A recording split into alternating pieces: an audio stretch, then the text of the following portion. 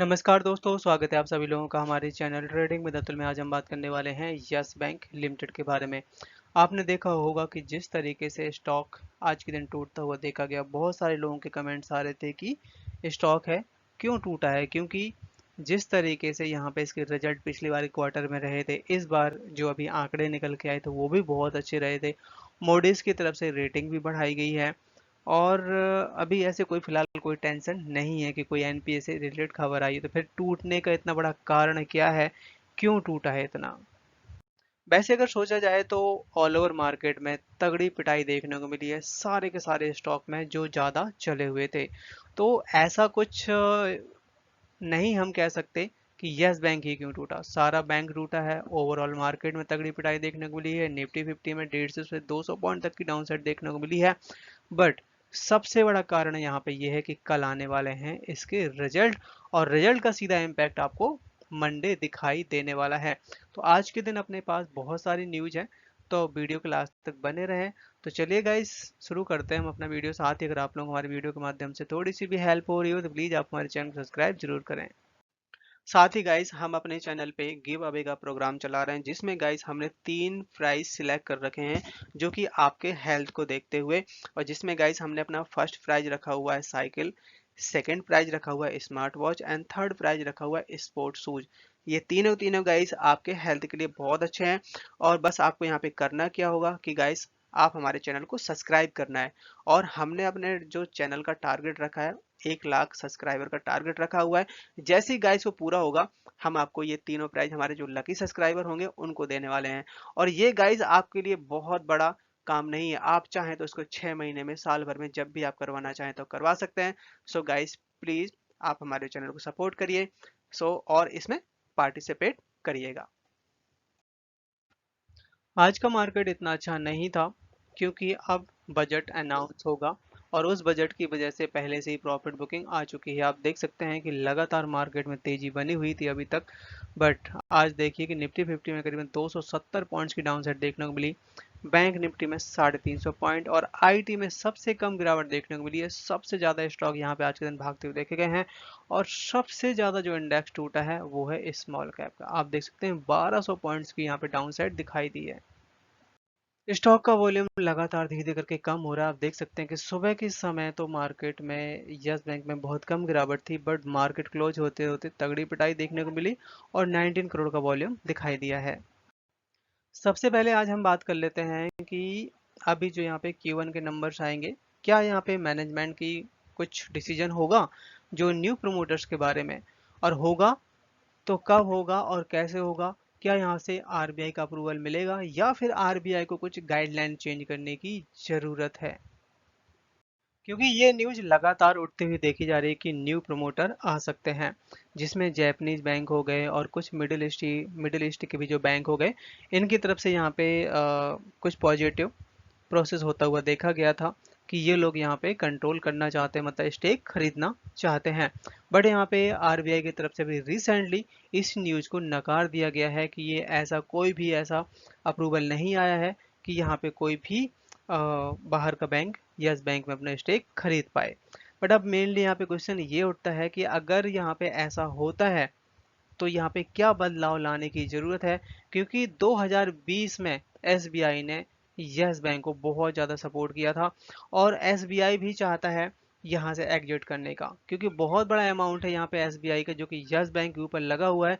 ये बात बिल्कुल सही है कि एसबीआई को भी काफ़ी अच्छा बेनिफिट हो रहा है, क्योंकि उन्होंने 10 रुपए के आसपास बाइंग करी थी और इस समय स्टॉक चल रहा है 25, मतलब 100%, 150% तक के आसपास का रिटर्न देखने को मिल चुका है।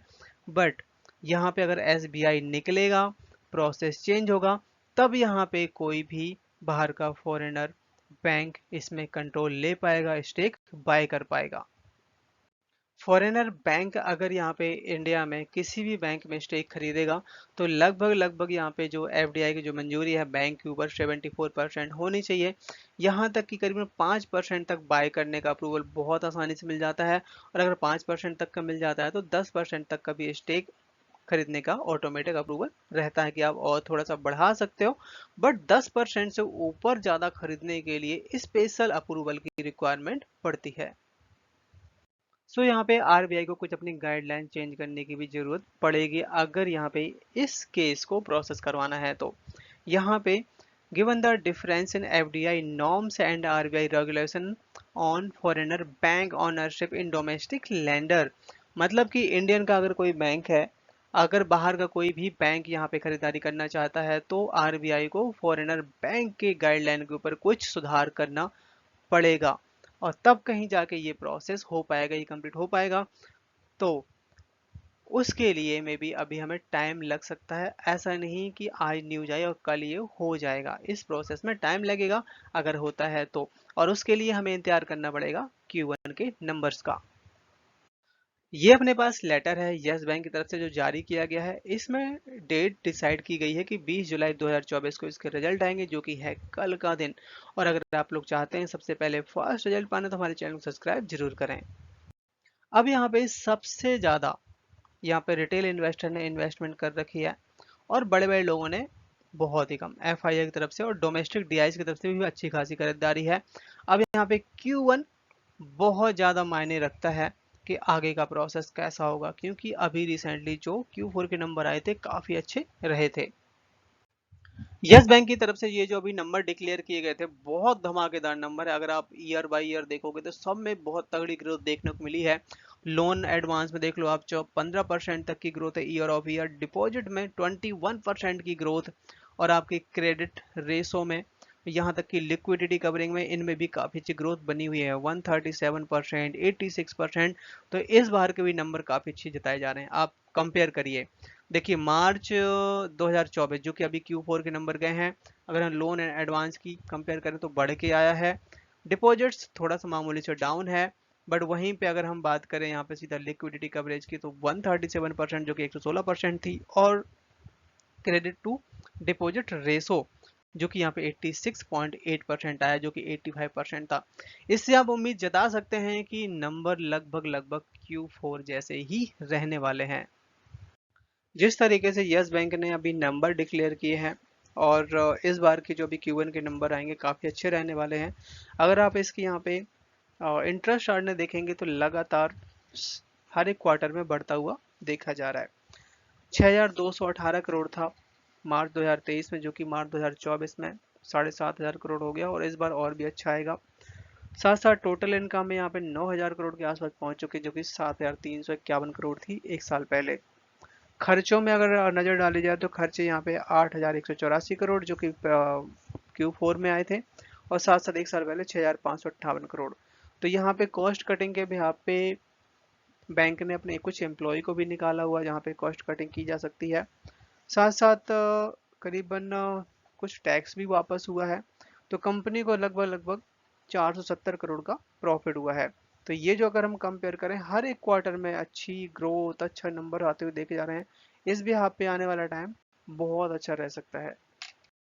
सो यहाँ पे कोटक की तरफ से पूरा भरोसा दिलाया गया है कि इस समय यस बैंक के हालात काफ़ी अच्छे हैं और आने वाला टाइम काफ़ी अच्छा रहेगा। और रिसेंटली अब जो यहाँ पे Q1 के नंबर आएंगे उससे और यहाँ पे फोकस बनने वाला है और भी रेटिंग एजेंसी यहाँ पे इसकी रेटिंग में सुधार करेंगी। आज के दिन यस बैंक की मैनेजमेंट की तरफ से एक बड़ी खबर आई है कि उन्होंने अपने एम्प्लॉय के लिए एक बहुत बड़ा शेयर स्टेक है जो कि बेचा है। आप देख सकते हैं कि आपका 36,83,386 नंबर ऑफ शेयर हैं जो कि बेचे गए हैं, और उसके बदले बैंक को बहुत बड़ा अमाउंट मिला है 5,16,95,160 पैसा ओनली। अगर आप यहाँ पे जितना बड़ा अमाउंट है उसमें डिवाइडेड बाय शेयर्स करेंगे तो आपको एक वैल्यू निकल आएगी कि यस बैंक ने किस रेट पे बेचा है। तो लगभग लगभग 14 रुपए के रेट पे यस बैंक ने अपने एम्प्लॉय को ये शेयर जारी किए हैं। यस बैंक की जिस तरीके से परफॉर्मेंस निकल के आ रही है, मोडीज ने अपग्रेड किया है आउटलुक, मतलब पहले स्टेबल किया था उससे अब पॉजिटिव कर दिया गया है, जिसमें बताया जा रहा है कि BA3 long term foreigner currency and local currency rating, the agency also change the outlook positive from stable. तो बहुत अच्छी रेटिंग आई है और मोडीज की रेटिंग यहाँ पे बहुत अच्छी मानी जाती है। अगर ये किसी को रेटिंग अच्छी मिलती है तो आने वाले टाइम में उस स्टॉक के लिए बहुत बेहतर रह सकता है, क्योंकि ये डीपली ज़्यादातर इंफॉर्मेशन निकाल के कलेक्ट करते हैं, तब कहीं रेटिंग डिसाइड करते हैं। तो 12 से 18 महीने के लिए ये रेटिंग दी गई है। आज के दिन शेयर ने हाई बनाया 25.78 का, लो बनाया 24.62 का, क्लोजिंग दी 24.77 पे, करीबन 4% तक की डाउन साइड दिखाई दी है। चार्ट पे नजर डाली जाए तो यहाँ पे आप देख सकते हैं कि स्टॉक 24.77 पे आ चुका है और सबसे बड़ा सपोर्ट यहाँ पे 24 रुपए का है। अगर रिजल्ट अच्छे आते हैं तो बड़े आराम से स्टॉक 28 रुपए भी चला जाएगा, अगर रिजल्ट खराब आते हैं तो स्टॉक 22 रुपए भी टच कर सकता है। अगले हफ्ते बजट आएगा, और मतलब फाइनल बजट, और यहाँ पे गवर्नमेंट ऑफ इंडिया ट्राई करेगी कि बैंकिंग सेक्टर को रिफॉर्म करने का, मतलब और भी अच्छा स्ट्रॉन्ग करने का कुछ ऐसी पॉलिसी आएंगी जिससे ज़्यादा से ज़्यादा बैंकिंग सेक्टर पे लोगों का भरोसा बनता हुआ दिखाई देगा। और इस बार I think government of India try करेगी कि जो गाइडलाइन 1949, 1970, 1980 में बनाई गई थी उनको चेंज करेगी, क्योंकि काफ़ी टाइम से वही पॉलिसी चली आ रही है। अभी आपने देखा होगा कि आप जो भी पैसा जमा करते हैं, फिक्स डिपॉजिट डालते हैं बैंकों में, तो अगर यहाँ पे बैंक डूबता है तो बहुत ही छोटा अमाउंट है जो कि प्रोटेक्ट रहता है, मतलब कि उतना तो मिलेगा मिलेगा, बट किसी ने ज़्यादा अमाउंट जमा कर रखा है तो उसके लिए थोड़ा सा टेंशन वाली बात हो जाती है। तो यहाँ पे गवर्नमेंट ऑफ इंडिया अब ट्राई करेगी कि और भी ज़्यादा प्रोटेक्शन बढ़ाने का, खासकर इन्वेस्टर का। साथ साथ यहाँ पे कुछ पब्लिक सेक्टर बैंक हैं जिनको प्राइवेटेशन के भी कुछ यहाँ पे करने का मौका दिया जाएगा, गवर्नमेंट अपना उनमें हिस्सा भी बेच सकती है। आप देख सकते हैं कि 51% तक की अपनी होल्डिंग रखेगी, जो कि अभी ज़्यादा होल्डिंग होती है पब्लिक सेक्टर बैंक में। इस बार जो मार्च के जो नंबर अपडेट है वो होते हुए देखे जा रहे हैं कि डीआईएस ने, एफआईएस ने कितनी खरीदारी, कितनी बिकवाली करी है। तो यहाँ पे डीआईएस की तरफ से मामूली सी बिकवाली की गई है। अगर हम बात करें दिसंबर के महीने की, तो 42.2% तक का स्टेक था, जो कि यहाँ पे 41.73% स्टेक रह गया है। एफआईआई की तरफ से लगभग लगभग 2% तक का स्टेक बेच दिया गया। आप देख सकते हैं दिसंबर के महीने में यहाँ पे 24% तक का स्टेक था, जो कि अब यहाँ पे 22% रह जाता है। वही यहाँ पे पब्लिक की तरफ से खरीदारी की गई है। 34% तक का स्टेक था दिसंबर 2023 में, जो कि अब बढ़ा के 36% तक हो चुका है। यहाँ पे रिसेंटली एलआईसी की तरफ से स्टेक बढ़ाता हुआ देखा जा रहा है। आप देख सकते हैं कि पहले इनके पास 2 से 2.5% तक का स्टेक था, इस समय 4.5% स्टेक कर दिया। सबसे ज्यादा स्टेक है जो कि state bank of India hold करता है।